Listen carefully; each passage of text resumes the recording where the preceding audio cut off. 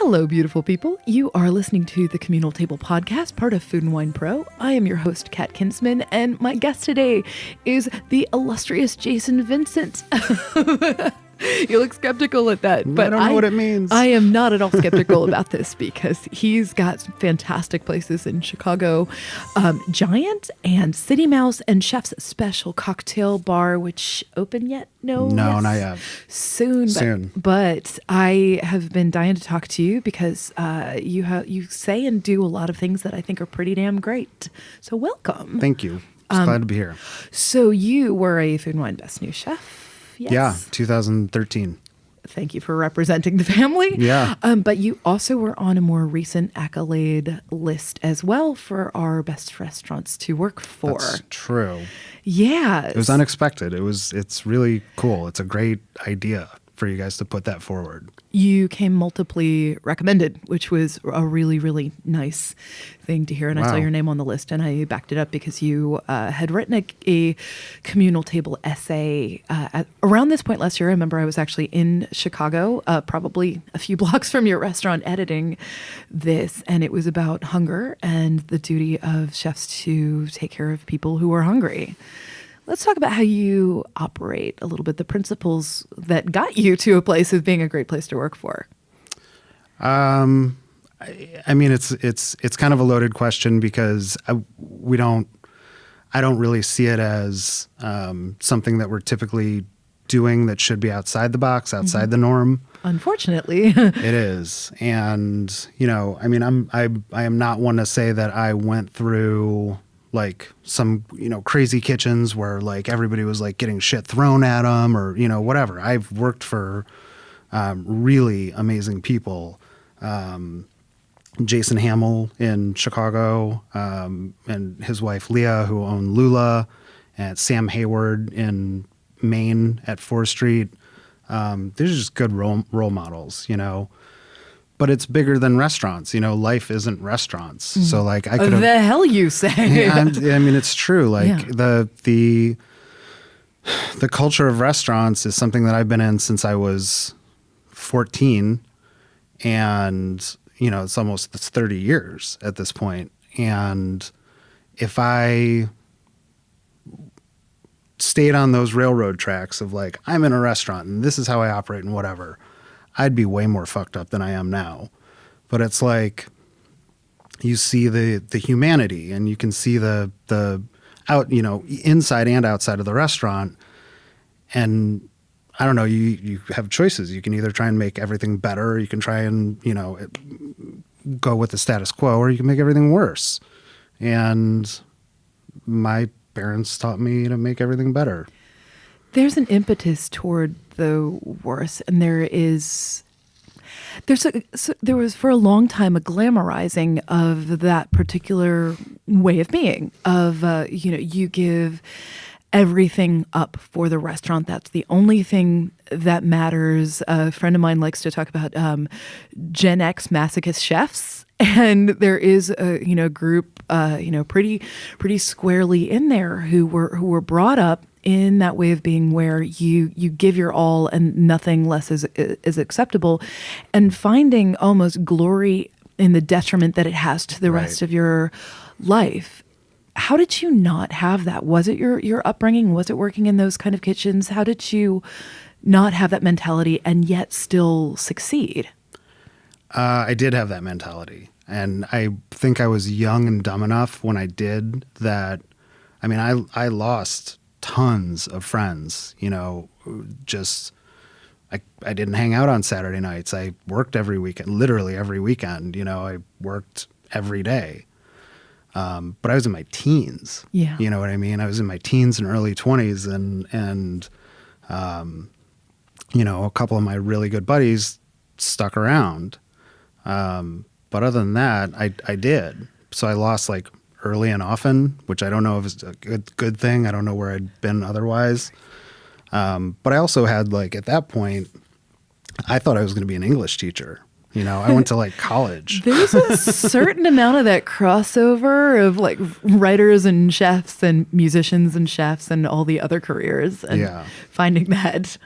Well, I think, and sometimes the chef part of it becomes like, the excuse, you know, to like to crouch down and say like, no, I have to work on a Saturday night because like I don't know, like I have anxiety. Like I'm terrified I'm terrified to go out to dinner. Yeah. You know what I mean? I know that very, very well. It's hard to leave my house sometimes. So it was easy to be like, no, if I put myself in the kitchen, then, you know, there are literally hours out of the day where I can stand over a cutting board and cut something and literally no one is talking to me. And this is great, you know, and then the tickets start coming in and you say words and you furrow your brow and things happen. And like, you know, it's very basic, but it's like, it's a safe space, if that makes any sense. No, it absolutely does. And I have this conversation with people who ask why there's this intersection of mental health issues and restaurants. And I think it's a chicken and egg kind of thing because people who might not be suited for a 9-to-5 office environment where you have to be interacting with people, like find a home in the kitchen, and their skill set and their brain set is very amenable to the rhythm of a kitchen. But then there are also things in there that really exacerbate behaviors that might not be so great. Some self-medication that happens, some that avoidance of, you are working till whatever hour and you get off and there's nobody in your life who's going to tell you to make the sane decision. Right. Yeah, it's I'll be honest, that's something I still struggle with. You know, I do feel like I drink too much. Mm-hmm. And I do think it's one of those things you can trace back to being in restaurants so early. And it's like, it's a secret that you're given like the 15-year-old beer and, shit like that. And, yeah, you don't really think anything of it until you're 43 and you're like, man, I drink too much. Mm-hmm. And, I try to make maybe excuses for it and try and understand it. And it's not like to no detriment. Like I don't do anything dangerous or, I don't drink and drive or anything like that. And it's just one of those things where it's like, for me, it's always there. It's like, what would my life, how would I have, is that just my personality? Is it like a whatever nature nurture thing? It's just a curiosity for me. Like at this point. Yeah, it's an interesting thing. There's always a question, who would I have been if I didn't do that kind of thing? If I had, that Gwyneth Paltrow sliding doors moment. What is alternate? I'm glad we're going to talk about the Avengers finally. Oh my God. Don't spoil. I do have a friend who's already seen it shut up. Who works for Marvel. So. Shut up. He's giving away no spoilers. I can't wait. I'm ridiculously excited. Oh my gosh, it's going to be so. There's also an intersection of chefs and superheroes, I think. Yeah. But it's an interesting thing because I see a lot of chefs who are in their mid-40s. I'm in my mid-40s, and and my body is telling me yes and no on various things because I have health issues. But a lot of people who are sort of saying like, hey, having a little check-in with your body and your mind and your life and stuff, and saying like, maybe I'll do it a different way. And I know that there are some chefs who have sort of traded in behaviors one for another. There are so many of them who have given up, drinking or substances and now like bicycle-like fiends or yoga, whatever, that thing happens to be, and find the balance thing. Yeah. I mean, I like exercising. Like I've taken up swimming. And a lot of those chefs are friends of mine.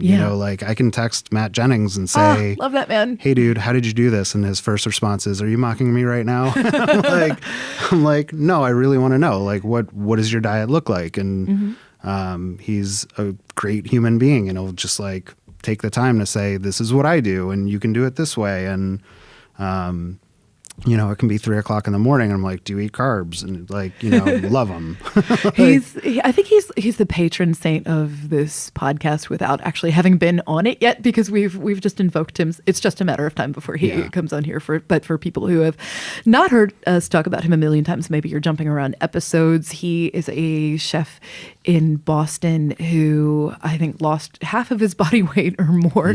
Is sober and bicycles like a fiend, and has stepped away from his restaurant to make a hospitality firm to try to make life in restaurants better for other people. He's a good human being. He is truly and genuinely the goods. And he sucks. So you see him jumping out of what he's doing. You jumped out for a while. I had to. It was 2014. 2014. It was right after Best New Chef, and like, you know, the year I send notes to all the new Best New Chefs. I send handwritten postcards to all of them every year. That's so lovely. But the ones that I know, I try and like PAX this year. PAX. I was able to like send a message and say like, listen, the year after Food and Wine is it's a motherfucker. Like people want a lot out of you, and you need to like really understand that your health and, you know, as a consequence, your mental health are going to be tested. And there's nothing wrong with saying no to events. There's nothing wrong with, you know, like sitting at home on a Saturday night when the rest of your class is like out doing whatever. It's like, you got to take care of yourself.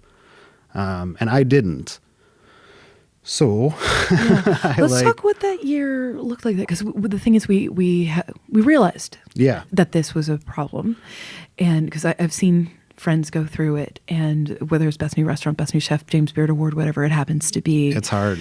It really is. So we implemented over the past couple of years some mentorship training. So we're assigning, so we're assigning each chef a mentor and doing some training programs for them, like when they were here with their class. We sat them down over a long lunch and had people talk about physical health, mental health, right partnerships, about saying no to media opportunities and all that, because, and you know, they're a little bit deer in the headlights because it's the day it was announced. And at Aspen Food and Wine Classic, I hope you'll be part of this. We will have breakout sessions for them as well, and really talk them through, like, what does this look like now that you're a couple months into it and doing that.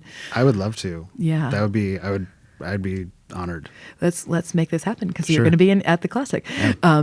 So what did that year look like for you? So it happened, the announcements in what, May, June, something like that? I got the phone call from Dana Yay, Dana on February 28th. I remember exactly where I was. Right. I still tell her, I'm like, man, that was a crazy day. And then, we found out, or the announcement was in April, and then it's like, it's immediate. Your restaurant's much busier. And not only that, like, and it's not even, you know, stuff that's, it's tangential. It's like parallel, like, people who are like, I remember we had a guy come in afterwards, and he was like eating there, and he was like, I was just talking to him, and he was like, so are you going to be at Pebble Beach? And I'm like, I am cleaning the fucking walk-in cooler right now. I don't know what Pebble Beach is. I don't even know what state that's in. Like, that's not, I'm not going to be there. But it's stuff like that just like kind of keeps getting dropped on you, and you're like, it's a pretty tough time to say no, because you're like, it's like everything appears to be an enormous fork in the road. You know, it's like, if I do this, then this, and you have all these like, and as an anxious person, it's like you think the worst. Oh, yeah, my brain catastrophizes, and it inevitably ends up with me living in a ditch, bunking with an alligator. Like, it just, you know, my therapist has this, sorry to make you choke. But, you know, my therapist has this thing about like, spin out the anxious thoughts, the catastrophizing to the furthest possible place. And it ends up with everybody abandoning me and really like living really in a ditch, like bunking with an alligator. I don't know why the alligator is there. That's just where it went. But you're right. So you have these moments of like, what happens if I say no to this? Right. Yeah. And I mean, just as an aside, my therapist has started using the phrase like, is that reasonable? Is that a reasonable thing to think? And I'm just like, and not in like a condescending way. I'm just like, she's like, you know, that's not going to happen. And just about stuff that I freak out about. Yeah. And it's great. It's actually a very helpful, calming, soothing phrase. But so, yeah, it was like, I don't know, it was later in the year, it was October, and I had a 2.5-year-old at this point, and I was doing all these events, and I would basically like fly into Chicago, go to the restaurant, prep the event myself because everybody else is super busy running a restaurant. and then fly out and do an event and drink too much. It was like, it was awful. Yeah. Honestly. I know that when I get into phases where I'm not in my best head and I'm traveling too much and I'm away from my support system, that my mind goes wonky, and I set up some self-care for myself on the road. There are certain podcasts that I listen to. I travel with a little noise machine, and Oh, smart. yeah, it's been that's helped an awful lot. And I also know people who I can text and be like, "Hey, my brain's not doing super well," and they'll be there. But if you don't know to have that stuff set up, it can get really dire on the road, and especially I think about festivals a lot. Yeah. And we're exploring some of the stuff that we're doing at the Classic, and then I've had a role in other festivals too, where now we're setting up sober spaces or set up like daily events. There'll be a lot of places have AA meetings, just those check-in kind of things. Because I don't think people who don't participate in these as chefs or talent or whatever know what happens behind the scenes, and it can get, there are no limits. There's unlimited alcohol. You're away from your support system. It can get really incredibly raucous. Festivals have had deaths of chefs, and there isn't a checkpoint, and everybody's trying to continue the party. Right. Did anybody ever, like, on the road say like, "Hey man, maybe we go and we have an early night"? I don't know if that's the good thing or bad thing. Like, I'm never out of control. Yeah. Like, it's That's not a very chefy thing too. It's not one of those like, holy cow, I'm falling down. Like, I'm literally the person booze puts me in a great mood. It's fun. And like, Yeah. I'm not like a stand on top of the bar kind of guy, but I'm like, we're good. This is fun. Like, we get a nice conversation and all that kind of stuff. But that's also confusing to me. Yeah. And it's like, there's also, I don't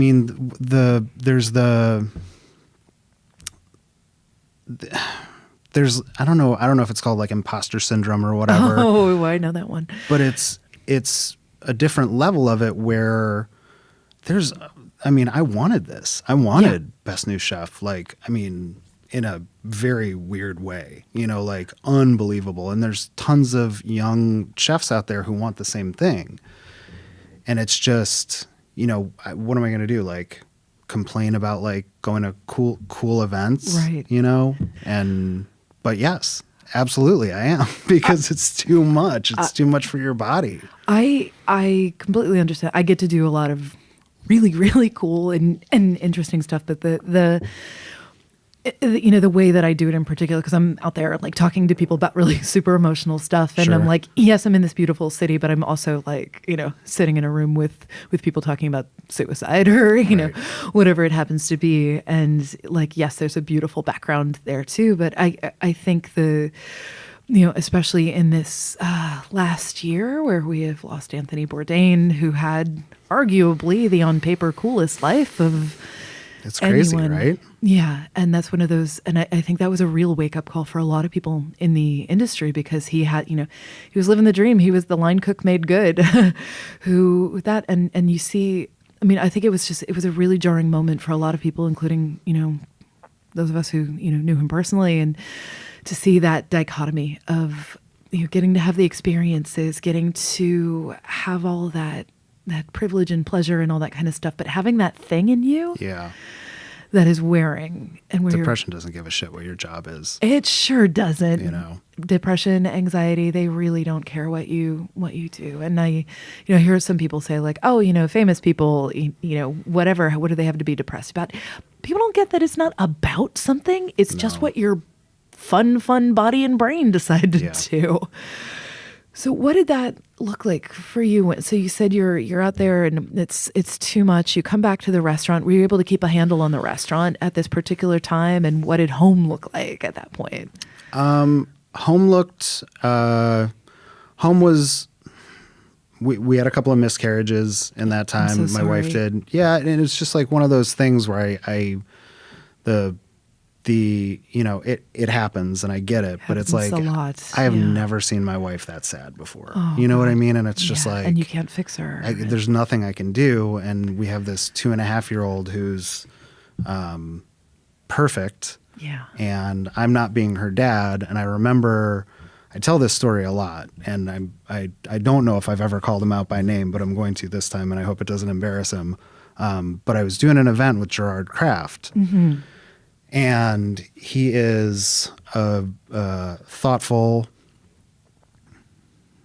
wise, he was like my Yoda.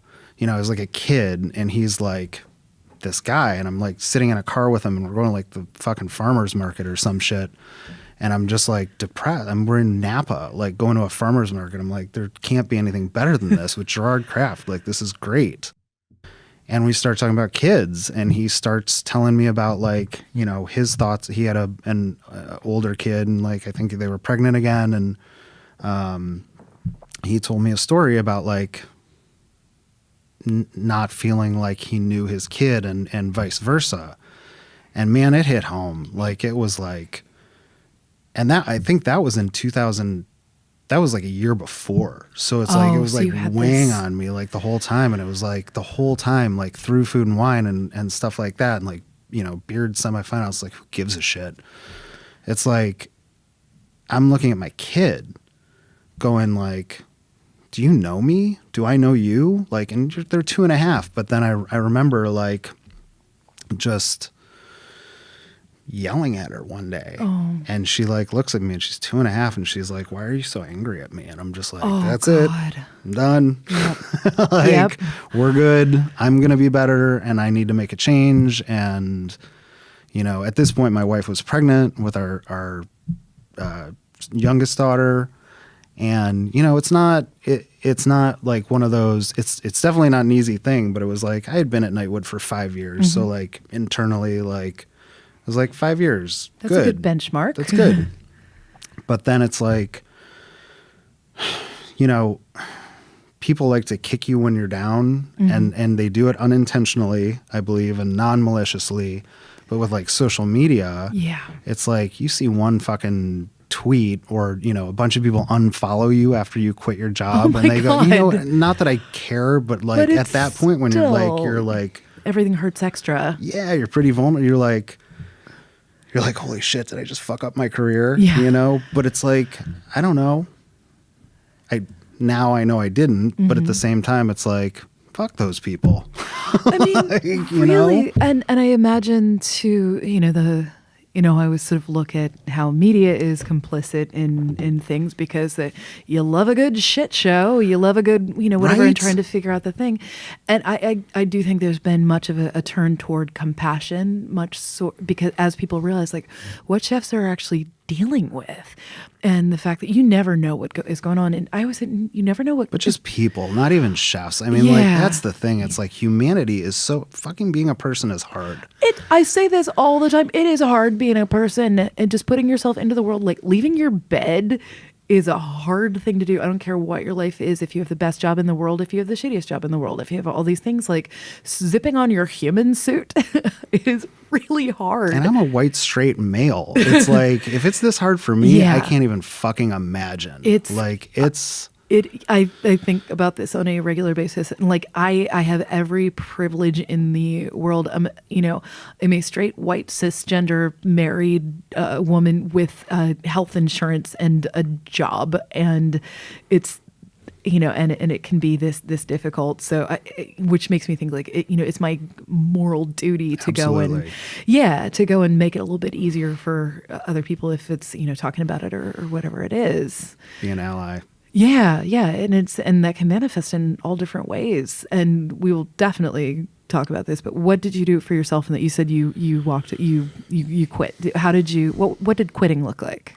Quitting was good. It was amicable, and it was, you know, just with your partners or with. Yeah, I mean, I was an employee, so it wasn't even, you know, like, we didn't have any like legal stuff to figure out or anything like that. So that was the divorce was easy, and like. And they knew what you needed.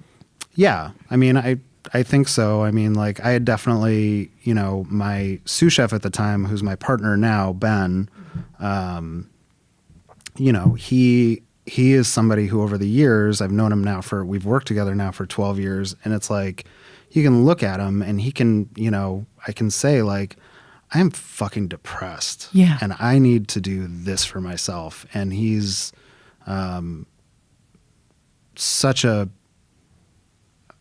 human about it. Like, and he, you know, we're able to talk like that. We're able to say things like, I love you. You know, it's like, it's a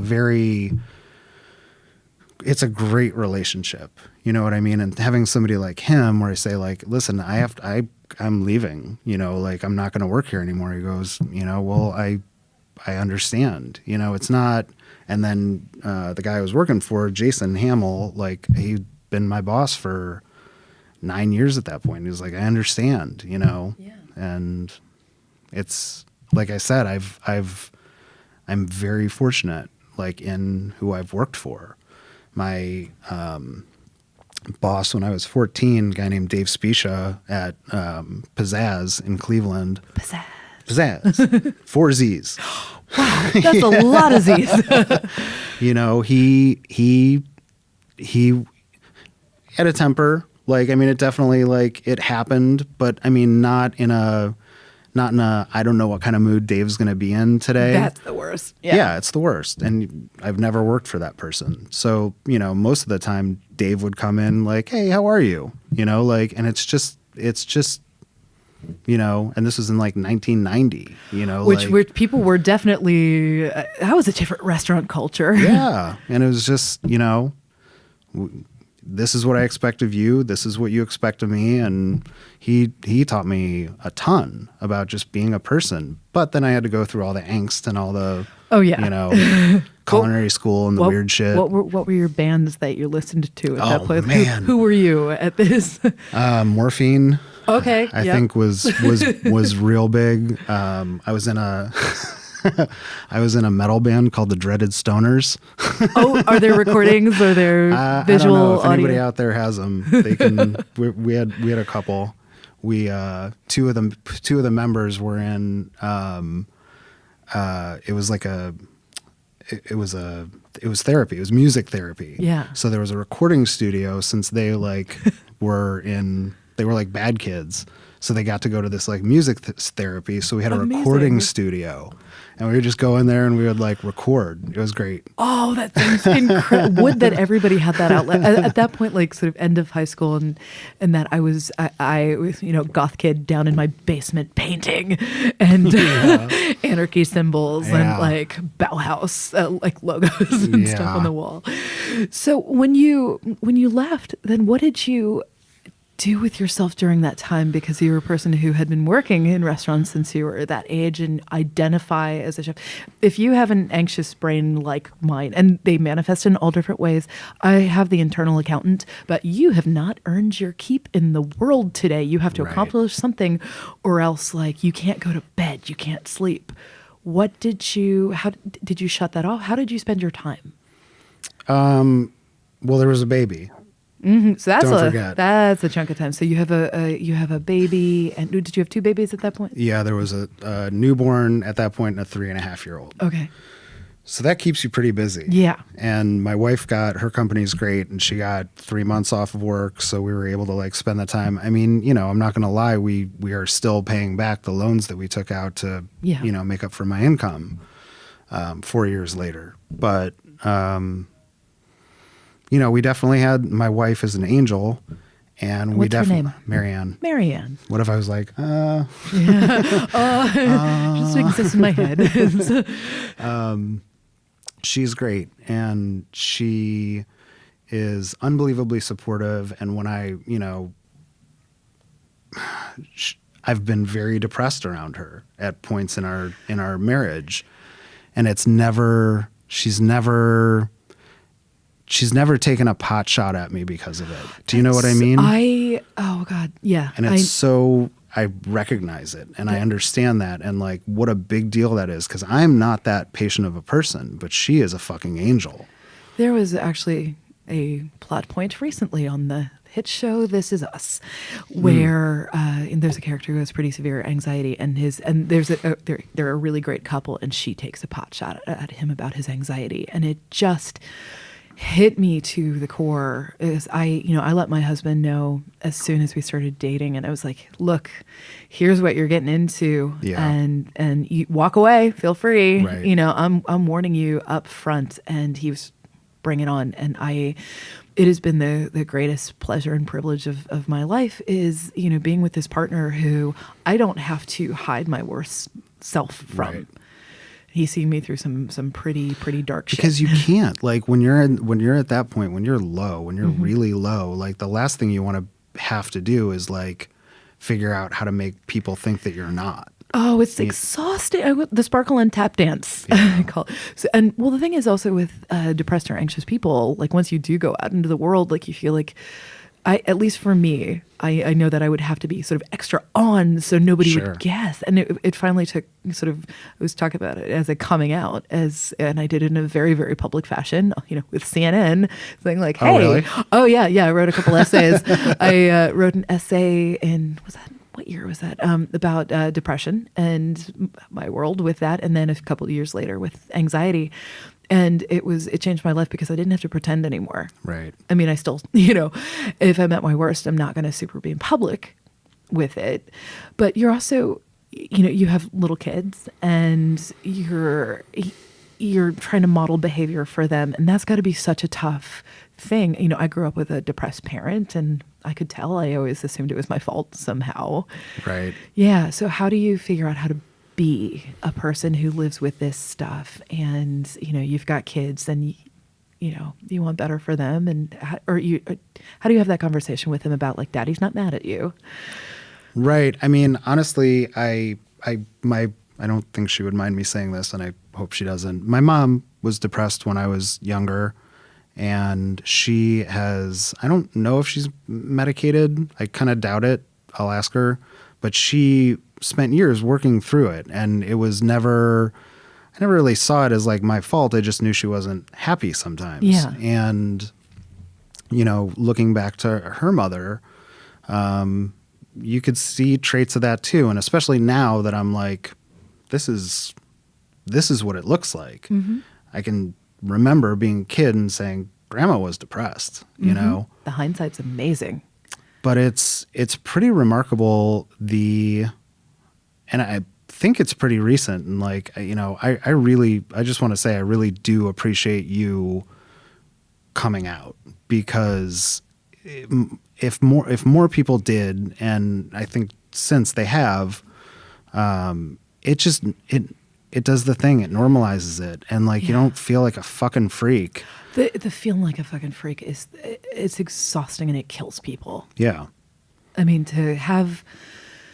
I know people around who I respect and love to really publicly say like, hey, here's what it looks like. And people who I, trust with that. The normalizing is huge. Andrew Zimmern is that for me a lot. He's been there for me in some really, really dark moments. And you look at him and, you see this super gregarious guy who's running around the world and, in a good mood and all this kind of stuff. But he speaks really openly about it. I'm thinking of all the people in our culinary world who are open about it. Daniel Patterson, has been, David Chang has come on this show and talked about it. And I did this survey with Chefs with Issues when I started it out. And I asked people,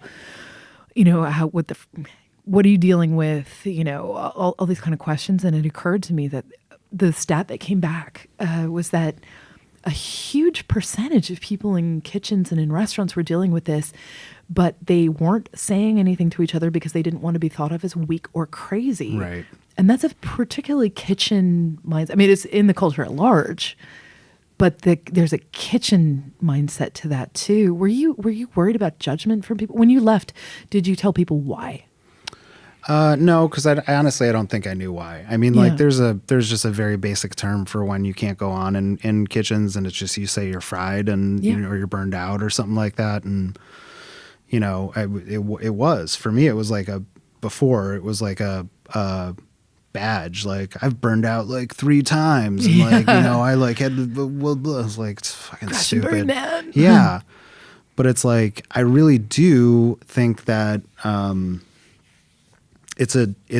There is a generational divide because the millennials they're much better They're so articulate at figuring this out, and it's like it's not. I've opened up to people about suicide and trying to get them to like understand that it's okay to like go see a therapist and go, get on Prozac, like do what, there's no shame in it. And like just had the response come back, go, I'm not ashamed about it. Oh, like, God bless I just opened up to you about suicide, man. And you're like, no, I'm good. Yeah, like I'll go on Prozac. Yeah. Where's the therapist? That's so like, good. This is so fucked up. I know, because like I'm just a few years older than you. When people were not, I mean, I was talking about it in high school just because, I had a serious crash at like 13, 14, super depressed, went on medication and all that. And I would open up to people who I sort of thought needed it, but we didn't talk about that. You just kind of didn't. So I would whisper it to people and then I just kind of got louder and louder with it. But I see now, no, it's so great. Sure. It's awesome. It's really good, but I think there's still a lot of ground to cover with people, I think Gen X basically. And, it's funny, some of the boomers too, I'm seeing some of them finally crack open that door. Prozac. I'm Vyvanse. Yeah. Yeah, my anxiety is treated with Vyvanse and medical marijuana, which that's a brand new thing for me. Perfect. Yeah, it's been good. I mean, I went through Effexor. I was on Effexor too long, and going off that nearly killed me. That sucked bad. But I just want to say, since we brought up suicide, I just want to shout this out as I often do. Crisis text line is available 24/7. You text 741-741, and a volunteer will be there, and they will listen to you for as long as you need and get you any help that you need. And I swear by them. I'm trained with them, and they save lives. I mean, and we have to talk about suicide because since Tony, I know of at least, I've lost track. It's in the high teens of suicides in the industry that I know about. And those are just the ones that I know about since then. And it was a taboo word for a long time, but I know Chicago's had some loss. Yeah. I mean, even just outside of the industry, like I try and keep tabs on that's why I was saying my Twitter's pretty angry because it's all like politics and stuff. Right there with you. Fuck Trump and all that. So, but like then there's, guys like Jake Tapper at CNN who just kind of like, they are like, they force these stats of like, of vets who are committing suicide down your throat. And it is so hard to not feel that there's something so broken with us as a world, as a people, that we are okay with just putting people in these situations where they're not going to come out of it right and then not taking care of them. It's insanity. Yeah. I have to say, I know not everybody is a CNN fan, but I worked there for 5 years, and they were who let me come out very publicly when I was there, even though I was the food editor. They're like, this is great. And then they let me write stories that were That's awesome. Not about food and just about mental health. And, they were super, there was a really good open dialogue with them about it. So I know a lot of people don't love their politics and stuff, but they are good. The humanity of it is a really extraordinary thing. And I remember doing a lot of reporting there and talking to communities of color where there might be a stigma, taboo. There's military, there are farmers, agricultural suicides are through the roof. And there's flat out studies. I mean, the Supreme Court's about to see this if it's okay to discriminate on people who are transgender. Jeez. And it's like, and that Betsy DeVos congressional hearing like last week where she's like, yeah, we know that, trans kids commit suicide at a higher rate if they're not protected, or, and she's like, that's how it is. It's like, fuck that shit. Yeah, that is not how it is. And I feel like the culinary industry is getting better. I hope, maybe this is me being hopeful, but thinking about more inclusive environments, because like a lot of it, you see kind of who works in restaurant kitchens. Well, it's funny because there are the people who work in restaurant kitchens who are in the back, and you never necessarily see a lot of the faces that you see sort of celebrated are, straight white men. And the front of house, I think there's going through a change. What do you see that the industry is doing, or you can talk about what you do in your particular kitchen to make sure that it's super inclusive, that people of all gender expressions and orientations and skin colors and creeds and everything are not just welcome but protected in your kitchens? How do you set that up? Well, I guess two things. I think the industry at large is doing a really great realignment to include people, food and wine, the beards, like everybody's making that effort. The thing that I'll be honest, like scares the shit out of me is the people who are still pulling the strings. And this is not like this is what's happening in food and wine or whatever. I'm just curious. Still the same old white men who are making the decisions, and the pendulum's going to swing back. Yeah. Because we just had a list come out in Chicago, and I'll be honest, it was predominantly Caucasian and predominantly male. And it's like, not cool. Like, no, like you can't do that for 1 year. You can't be inclusive and a normal person for 1 year and put out a list that's actually representative. I mean, Chicago's a pretty segregated city. Yeah, it is. And you can't put out a list that's inclusive of the entire city, the south and west sides, and the north side, and then all of a sudden just shrink it back the next year. It's like it's trash. It's garbage. Sorry. Oh please. no, I'm just saying. I think that has a lot to do with the hiring of who is doing the writing, doing the assigning. I think it's a systemic problem that I think more and more publications are addressing. But if you don't come into it with that lens of having people of all different backgrounds write the stories, they're going to have just a pretty narrow scope of even where to look. And I really think we need to go through a grand period of discomfort, and especially for people with privileges to feel pretty uncomfortable. And right. It needs to be a very necessary thing. I'm volunteering.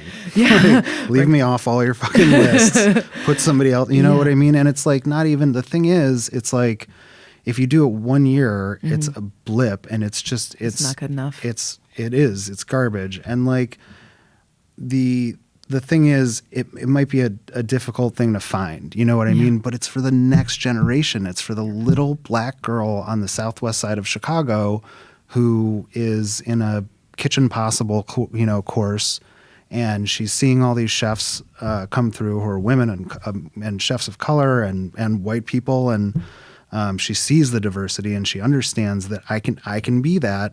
And then in 20 years, she's on the cover of Food and Wine. Yeah. You know what I mean? And it's like, it's a long slog, but man, it is fucking worth it.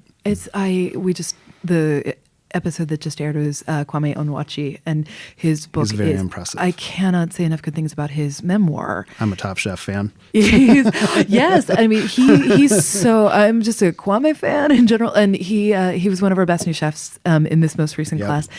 I just wrote him a postcard. Oh, thank you for doing that. And and his book, I was telling him, and I wrote a little blurb that they sent out with it, and saying I think it'll change the face of who is welcome in kitchens. But he wrote a communal table essay recently that he still has delivery people coming in there and wondering who the chef is, even though it says executive chef on his thing. So what does that look like sort of systemically? Like, what can chefs and what should chefs be, or people in hiring positions at restaurants do for front and back of house to make sure that people know even to come and apply there? What are the ways that they can do that? I mean, I personally, I wish I knew. Yeah. I would think for what we're going to do for our next place, Chef Special, it's like we have a hiring void, and we're trying the same,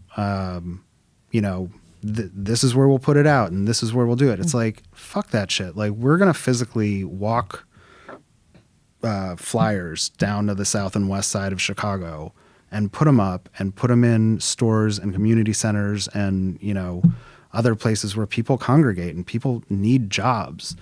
And, we're going to try as hard as we can to coordinate schedules so people can have the schedules that they need. Rick Bayless, actually, who we were just talking about, he's pretty great on this. He's doing a program called The Hatchery, where he trains the kids from the south and west side between 16 and 24,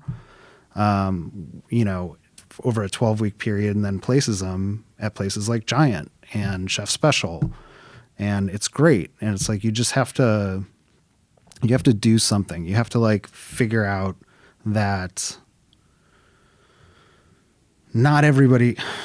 Some people like to say, I prefer green, workers and whatever. And some people say I'll only hire, people who have however much experience. However much experience is a done deal. That doesn't exist anymore. And it's like, if we're not going to take the time to invest in a 16-year-old kid and say, yes, you know what, I'm going to pay you $16 an hour to come in 3 hours a day after school. I'm going to pay your bus fare so you can get up here. The transportation thing is huge. It's huge. It's huge. And it's a thing where it might be, on a restaurant's bottom line might not be the biggest thing you pay for, but if you're that kid, that's everything. That's breaking those barriers that are, our subway fare, our transportation of some sort, the accommodations that it takes for different people's lives. When we did this mentorship training, Tom Colicchio was part of it, and he was saying that he had transformed his question of early in his career, like, just, you're late, and instead asking, like, why were you late? Yeah. And are you okay? Yeah, and seeing, is there something in there where maybe somebody's be like, well, my mother's in the hospital, my whatever something happened to be, and having that human sensibility about it. I was having a conversation with somebody earlier today and saying, like, it's free to be nice or kind. It totally is. It's not that freaking hard to be a human being, and it's and I think training people out of that mentality where it's all about being just like hardcore pirate ship. Right. I was on a panel with somebody, and that was their question. Like, everybody knows kitchens are like a pirate ship or blah. I'm just like, that sounds fucking awful. Like, who wants to be on a fucking pirate ship? Yeah. Like, I want to be on a baseball team. I want to, I want to sit in the dugout and shoot the shit and go up and do my job. And everybody, if I don't do my job, you're going to help me. And, that kind of thing. You're going to drop some balls. You're going to make some great plays. Like, it's light. Shit happens. Yeah. I think there's been that sort of transformation from it. And like, God bless our friend Anthony Bourdain, but he loved the pirate ship and romanticized it, and then came to a point later where he realized, like, oh crap. And, and sort of walked a lot of that back. And because I think he saw what the toll is of it. And the toll's been real. Yeah. There are a lot of people who aren't around anymore, and whether they burned out or they died, it's real, and we have to address it. But I mean, in fairness, there are still people who, we have a couple people at Giant who are, they like working a lot. Yeah. They like doing that. And it's not that they're like, I don't know how to say this. They're not the bad kids. Yeah. You know what I mean? We don't have bad kids. They're still good people. Mm-hmm. They just like to they're more serious than others. Mm-hmm. It's just, that's their nature. And going back to the 16-year-old kid who's traveling from the South Side, mm-hmm. It's like, yeah, you want to ask him if everything's okay. But if the answer is constantly like, I didn't feel like showing up on time, then he gets fired too. Yeah. You know what I mean? It's not, it's not complete. It's still a business. It's not complete hippy dippy, but the people that are there, again, like, Dave Specia told me, you take care of me, I'm going to take care of you. Mm-hmm. And it's going to be a healthy place. Really healthy is, I'm learning more and more about what that looks like for different kind of people. And I know that when you deal with anxiety, depression, whatever your condition happens to be, I never say cured. I hate that word, or fixed or whatever. Cured. It's ongoing. It's the work. It's the long work. And some days you wake up and think like, damn it, I've done the work. Why am I still... Why am I 2 steps back? Like, why does it still feel this? And I just call it a bad brain day, a bad body day. And what I've done is give myself permission for more of those. So when you're in this time of taking time out, like, what did you do to swing out of that phase of it and go back into a kitchen? What was the transformation there for you? I don't know if I ever really thought that I wouldn't end up back in a kitchen. So this was a break rather than a hard stop. Yeah, I mean, it's kind of, I knew I wasn't going to go be an English teacher. Not too late. Yeah, but I had this moment where I was like in college, and I'm just like, I'm going to end up teaching 10th graders Pride and Prejudice. And I fucking hate Pride and Prejudice. I'm not, like, I can't do this. And, so I knew I wasn't going to do that. And like, I definitely kicked around a bunch of like, well, what if I move to Hyde Park and become an instructor at the CIA? Yeah. Or, that's a possibility. But just everything. What if I'm a stay-at-home dad? Like, what if we move to Cleveland and it's more affordable? Like, we looked at houses in Cleveland. And then my wife, who's, again, much smarter. Shout out to Marianne. Much smarter than I am, was just kind of like, she was, couldn't afford my shrink and figured I wouldn't need one during the break. So she kind of like, well, what about this? And what about this? What do you think about this? And like, not in a get off the couch kind of way, because I was taking care of 2 kids. I mean, I wasn't doing nothing. But she was just like, I don't know if you're going to be happy, like being a stay-at-home dad. And she would just say it frankly and having known me. And who knows if she's right? She probably is. She's always right. But I signed the lease at Giant without having an architect, a designer, a contractor, or all the money. Wow. So it was like, it was just one of those intense. like, yeah, like plug your nose and like, this is the space, here we go. But then I had like a lot of time to figure that stuff out. You know what I mean? Partners? Do you have, how does that work? Investors, and like a couple of my investors are pretty. Water. Oh, I will share my water No, I'm with all you. I just thought you were. they're just they. One guy in particular was like, I see something in you. You're, a hardworking kid from the Midwest. And that was his like mantra. And he was like, here's this much money to pay the rent while you figure it out and to get a business plan done and things like that. And I'm like, very fortunate. Like, there's no other way to spin it. It's like, I mean, I sometimes look at my life and I'm just like, man, I'm in the right place at the right time. And like, I've made the decisions where it's like, I don't have to do those events anymore. And I don't have to like, I get to do stuff like this and talk about how I feel. And it's very hippy dippy. And for me, this is therapy. Me like too. making sure that somebody else knows that other people go through it. And like, I'm fucking D-list chef. Like, and that's great. We all go through it. You know what I mean? Like, it's important. There is just today, there is a chef, and I feel like I can say his name because he has offered to write a communal table. Or actually, I asked him if he would do this. Jason Alley. Oh man, he's the best. He's selling his place and trying to figure out what is next. He's got a fantastic, beautiful place called Pasture. Yeah. And he said, you know what? Going to try to figure out what's next.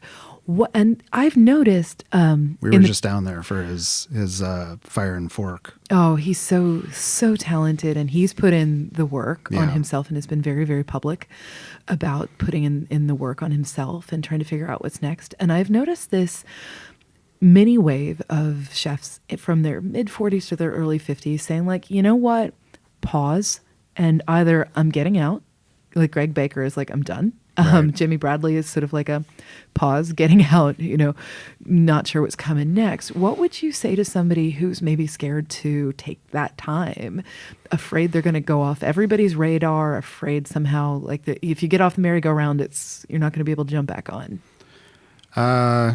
They might be right. I mean, I've had a lot of phone conversations like with friends of mine who are far more successful than I am, and that's it. That's what they want to talk about. They're like, I'm fucking fried. Like, this isn't going the way I thought it was or it would. What's going to happen to me if I say I'm taking 2 years off? And it's like, it would be incredibly irresponsible for me to be like, yeah, do it. Right. Like fucking jump off the cliff. It's like, I don't know. Like, there's so many factors to it. And, for any of them that I've spoken to that do have kids, Yeah. And I try and say it in the most like kind of banal way, like, like, are you going to get this time back? I don't try and like say like, you should do it this or you shouldn't do it. It's just like think about it. You need to think about that. Because what that time gave me is that if I was going to get back into restaurants, I was going to have a normal life also. and everybody that I worked with was going to have a normal life also. And so far, so good. You know what I mean? But I mean, it's also because we're busy. So if we like stop being busy, like, I don't know, maybe we just close instead of going through that like painful, you know, like, okay, everybody needs to work more and have, you know, your quality of life is what's going to get sacrificed. It's like, fuck that shit. It's just a restaurant. So what does the structure look like for people to be able to have a life and do more? Then grab your water if you want to. Thank you. This water is so good. I feel very parched. It's these porn lights you got. It's pretty intense. I think they're porn lights. Wouldn't know. 4-day work week. For everyone? For everyone. Yeah. I mean, not me or my partners, but you know, 4-day work week. We pay as much as we can. We have a system in place where everybody gets health insurance, which, you know, you don't really think about. Like, we had one of the front of the house came up to me the other day and she was like, I just, you know, want to thank you for that. And this isn't one of those like Trump, sir, he was crying and now thank you, sir. It's like, we had a conversation because she's using her health insurance. And it's like, if she was incurring these bills, I didn't ask what it was for. Like, that's none of my business. But it's like, if she was incurring these bills and unable to pay them, then all of a sudden she's going to try and work 5 days a week. And it's a vicious cycle. So it's like, or she's going to need a different job or, you know, whatever. It's just like, it's stress.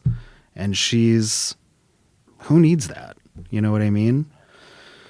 So there's those kind of things. And then there's, you know, time off and we're trying to figure out our finances for the next, 5-year plan. If we can try and, I don't want to say we're going to do this, but I'd love it if everybody could take a month-long sabbatical every year lovely. And still get paid, you know, like that would be incredible. I don't know if it's possible, but it's like, it's an idea. And if we don't at least put pen to paper to see if it's possible, then we're not doing our part.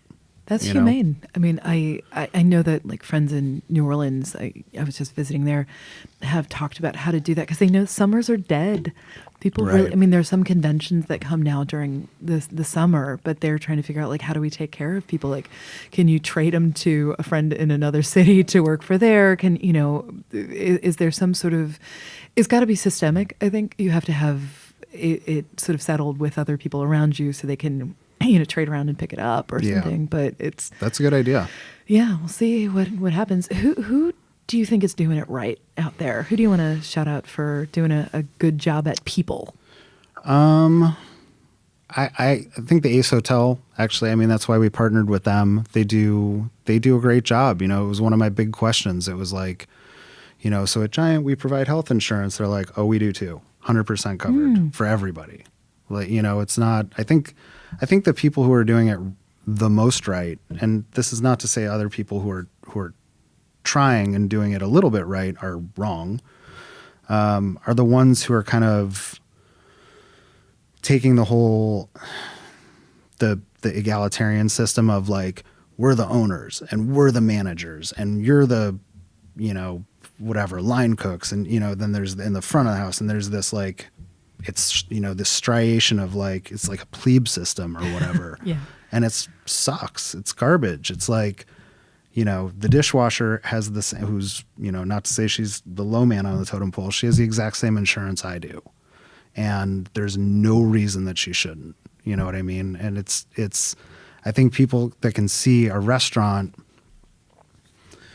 or a business, I mean, again, like it's not just restaurants, who can see the scope of their life that they have control over because they're the owner of this business as a whole instead of compartmentalized in a really weird, fucked up way for no reason, are the ones who are gonna benefit. I think everybody's gonna benefit from everybody. And again, like, not to be super hippy dippy, if somebody's fucking up, fire them. You know what I mean? This is not this is in no way a free pass to, you know, some sort of like inmates running the asylum. But it's important, you know, and I think it's better Yeah. What the fuck do I know? I know I'm right there with it. Like everybody has to take care of each other because I really think all boats rise and sink together. Totally. Yeah, and you can feel it as a consumer, as a guest, you can feel it when you go into a restaurant and things are just off kilter, and you can tell if like the runner is having a cruddy time of it. I was in a restaurant yesterday and somebody was like yelling at the runner in a way that was not cool. Not cool. Yeah. And Who wants to go to work and get yelled at? No. Nobody. No. And we were sort of near where they were expediting, and I was kind of like, we couldn't hear you. kind of thing. And it was not. It is just dinner. I like that you're saying this. Like, it's just. It's just fucking dinner. It's just fucking dinner. And it's like, I've never worked. I did a 6-month stage at Arzac in Spain. And that's it's like. intense. That's a female run? Elena was in charge. She was. Yes and no. Mm-hmm. There was definitely the chef de cuisine was a guy named Peo, was homosexual, and it was just very like, just at that point in my life, 2001, I was just like, that's so cool. You know what I mean? Like, this is cool. And it was never, I got yelled at. But Did you deserve it? yeah, totally. But it was still, we've cooked sit down for family meal twice a day. It was still like, go take a walk. It was still enjoy your siesta. It was still, it was very human. It was, I've gotten very lucky with the places that I've worked. And you've made a place that's good to work too. Yeah. Which is I'd be a shitty person if I worked in all these great places and then I was like, but you know what I'm going to do? Screw you. Person moving up the ladder. Make all this money off this 44-seat restaurant. It's going to be amazing. You do have a restaurant coming up. Yeah, which is bigger. It's a bar, and we, I don't know. It's another one of those things. Like I raised the money for Giant, and then my partners Ben and Josh, we just gave them. I just gave them a piece of the restaurant right off the bat. So they're owners. They own the business. They could walk away the next day, and they would still own the business for the rest of their lives. And my lawyer thought I was crazy, but it's like, it's the same thing. It's like, it's not, you can be some slick talking, whatever. And, say like, we want you to treat it like it's your own, or we want you to really take ownership over it. It's like, why? Why would somebody do that? There needs to be that. So like for the new place, we took 3 employees from Giant and did the same thing. Like just gave them a piece of the business. So it is to treat it like your own, because it is. It has to be, And we were like, but it's a great feeling for us too, because like we're actually in New York because we paid off our investors at Giant, so this is like a celebration. Congratulations! Thanks. Oh, that is huge. Yeah, it's Giant even. It's a feeling that I've never felt before. And is that just a weight lifted off your... It is. So you get to have new nightmares now. Yeah. So let's borrow more money. Yeah.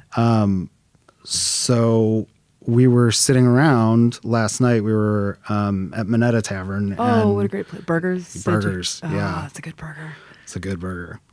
And we were talking about like how we were going to structure employee appreciation and like what kind of parties we were going to have now that we're going to have 2 places. And like sometimes it gets a little weird because not everybody knows everybody, and you really want to like, celebrate like this one group and they know, you know what I mean? It's just, so we're like, this is our dinner conversation. We're like going around the table and whatever. And I was like, well, we just brought on 3 new partners who are owners. Like, when we're all like, oh yeah, they should plan the parties and then tell us when to come. But it's like, but it's such a like, that ownership is huge. It is. It's like, they're going to knock it out of the park. And we're, we've bundled ourselves up in like the old white guy thing where it's like, how do we have a fun party? It's like, let them fucking do it. This is their place. And like, we'll show up and we'll, have too much to drink and it'll be great. You know what you've set up for yourself there? You've set up Life. a legacy too. Legacy and a life. That ain't bad. Well, it's like, but the thing is, again, they could, it's a gamble, and like, life is full of gambles, but it's like if all three of them walked away today, we'd have to figure it out tomorrow. I mean, like, I obviously don't want that to happen, but it's like, there's no other way to show people that you trust them than to say, here you go. This is your business. Like, you have to. I love that. What would you say to yourself the night that you won Best New Chef? Or maybe the next morning? Oh, man.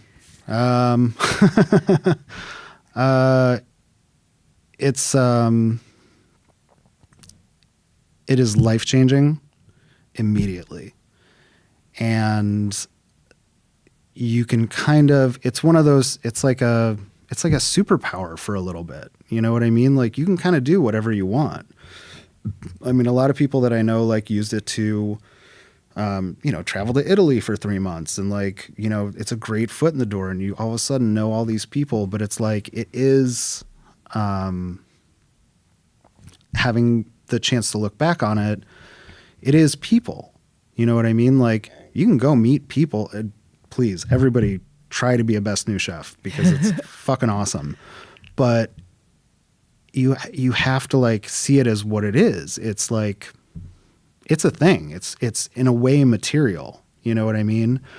And I will say, if I could tell myself this, prepare yourself for the fact that 10 other people are going to get it the next year.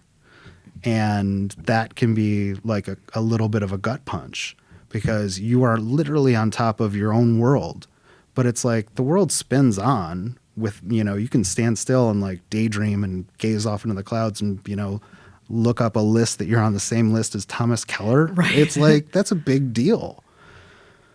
But I mean, I could type a piece of paper and put my name next to Thomas Keller's, and I mean, like, it is just stuff, I like where you've landed with this. It's just dinner. It's just stuff. Always. Family, restaurant, whatever else. Well, in this hierarchy of needs and wants and things, a question Maslow never thought he'd be talking about this. Oh my God. Maslow. I know. Well, a question I ask everybody is, and this is you putting it out to the universe, because I really do believe in saying something out loud so it can happen.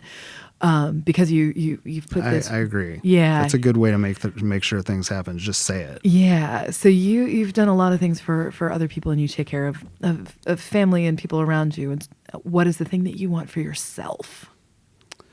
I would like to see the benefit of some of these things. Like this is not a humble brag or anything like that, but like, we do a lot of work for, like, the ACLU and Planned Parenthood and things like that. I would like to see the fucking fruits of those labors. Like, mm-hmm. I'd like to see, and you see it in I just want, like, the mm-hmm. groundswell. I want, like, the big,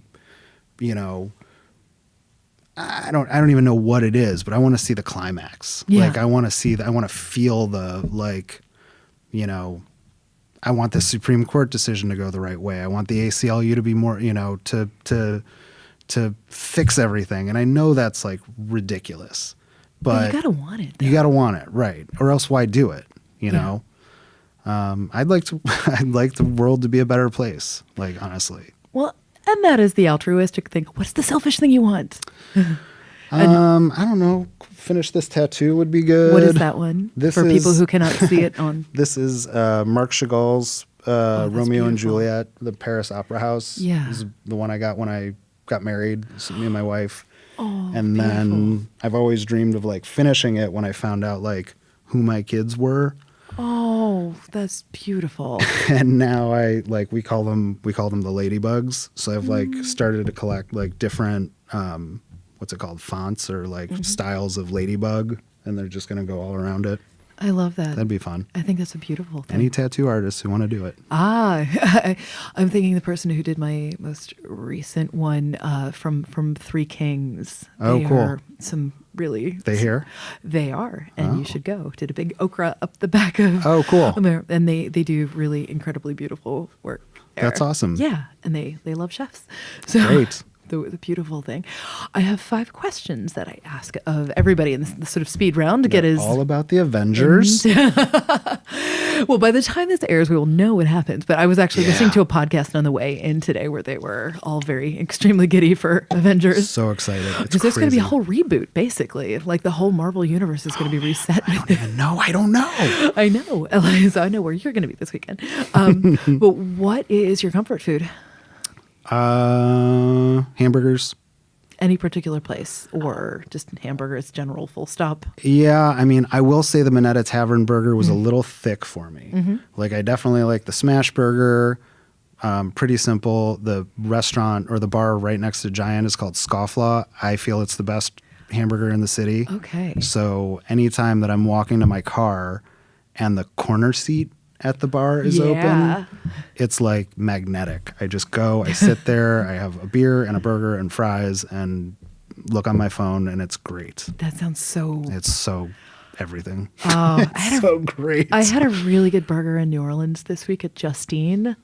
Hell of a burger. Nice. And yeah, and you can get like foie on it if you want. Oh, to. nice. It's a really good burger, and I love that. What is the last meal that you had that made you emotional? I think Monteverde Oh, she's so good. in Chicago. What is shout it out? Sarah Grunberg. She does this. You know, she's definitely. We see food the same way. It's like you put food on a plate and you don't really tell people how to eat. She's got one dish that's like a pesto gnocchetti that it's not mixed. So like the gnocchetti's in like a really light sauce, and she's going to kill me for not knowing what it is. But then there's this beautiful pesto just like spooned in the middle. You're just supposed to kind of like gently mix it and all that stuff, and it just comes together, and it's just really, really, really gorgeous. Oh my god, I want that so badly right now. I just remember it's Alex McWatt at Three Kings who needs to do Oh, your cool. too. So just remember that part. And he makes a really nice whiskey too. Perfect. Oddly. What is the last meal that somebody cooked for you in their home? Oh man. It doesn't happen often. Yep. People don't cook for chefs. No, they don't. But it's, it's like one of those things I'll say to people who have friends that are chefs, like we love it. Like if the chicken's dry, great. Like that reminds us of like growing up and like our, it's not like the imperfections are the things that give us the memories that we crave. Like every chef, that's what they're trying to do. They're trying to create these memories somehow, but it's like you can't dry out the chicken, right? And charge people money for it. But you can I don't know. It's just like that's the best. I will say, God love my wife. She's the worst cook on the planet. So I know she wants me to say like something about some meal that she cooked, and she's going to watch. She'll be like, "What do you mean?" But the last time I've said it before, but the last time she cooked something, it tasted like college. Oh, she's perfect in all other ways. All though. other ways. Oh, what living musician would you want to cook for? Trey And Anastasio. what would you cook for Trey Anastasio? I don't know. I just want to talk to him. Oh, but wow, no, okay, close your eyes and think like, okay, he walks into your restaurant or your house for some Oh, reason. that'd be Trey, so cool. what would that thing be? I don't know. Just kind of what they want. I'd rather ask what they want than what I want to give them. That's so hospitality of you. Well, it's got to be because it's like, But, like, what's your show-off dish? Like, what would you make for a friend who wasn't feeling so hot? Maybe they'd gone through a breakup, they'd gone through a whatever. What is your care dish? I make pretty good soups. I had a friend who had a health scare a couple weeks ago, and I made him like a fuck ton of soups, which were pretty good. Beet and coconut What? with Oh, that lime. sounds so Yeah, it was good. good. Pasta, honestly, like I love the feeling of rolling pasta. I love like my Instagram the people that I follow on Instagram it's like Pasta Grannies and the guy from Buca in Toronto. That guy is insane. And is it Simonetti who works with Fabio Trabacci? Like she has an incredible feed of her just making pasta shapes. Really? Oh, I'll have to send you that. I nerd out over that like crazy. It is hypnotic. Yeah. It is so beautiful. I think, that Instagram just with all the shapes. Oh, man. When I see the little video in the corner, I'm like, click. It's like, just show me how to do it. Oh, I think Simonetta is her name, but I'll make sure to send you that. And let's say you have 5 uninterrupted minutes for self-care. What is the thing you do? I play guitar, like when nobody's around, and I like belt it out. Like my wife is a musician, so she's taught me how, like, my big thing that I could never do when I was like in the metal band in high school is sing and play at the same time. Yeah. And now I can. So that, like, I really like playing Wildflowers by Tom Petty. Oh. And my new thing, this is going to sound so corny. There's a song from Annie, the musical. Which one is it? Maybe. That literally makes me cry every time I hear it. Oh, that's so sweet. So I learned how to play it so that ideally sometime I can play it with my kids. And, like they play their little tiny cellos and stuff like that. I was going to ask if they have instruments too. Alice, the 4-year-old, she plays fiddle. And Sydney, the 8-year-old, plays cello, like in 4 and 8-year-old ways. But like I can play like Amanda by Waylon Jennings, and like Sydney will try and do the harmony, and it's like, I don't know, it's just, that's my self-care, like just being a nerdy dad trying to get your kids to like sing with you. I'll sing Annie, how's that? And then you're just like bawling. That is really beautiful. And I think this is a lovely way to wrap it up. Thank you so much. Of course. Thank you. Oh my God. Thank you so much to our guest today, Jason Vincent. And let's see, the various socials, if you want to see him be angry on Twitter, is Jason Vincent 00. But you can also follow Giant Chicago on the various socials. You can find him at City Mouse and coming up, Chef's Special Cocktail Bar. So please go and visit him next time you're in Chicago. Thank you to our producers, Jennifer Martinick, Alicia Cabral, and Amy Frank. Thanks to Douglas Wagner for our delightful theme song. If you like what you heard, please tell a friend, write a review, or rate us. And those stars and reviews really, really do matter so people can actually find us. If there's something you'd like for us to talk about or a guest you'd like to hear from, please let us know. You can find me on Twitter at kittenwithawhip. Find out more about the show and catch up on all of the episodes at foodandwine.com and at Food and Wine's YouTube page. Thank you for listening and take good care of yourself until the next time.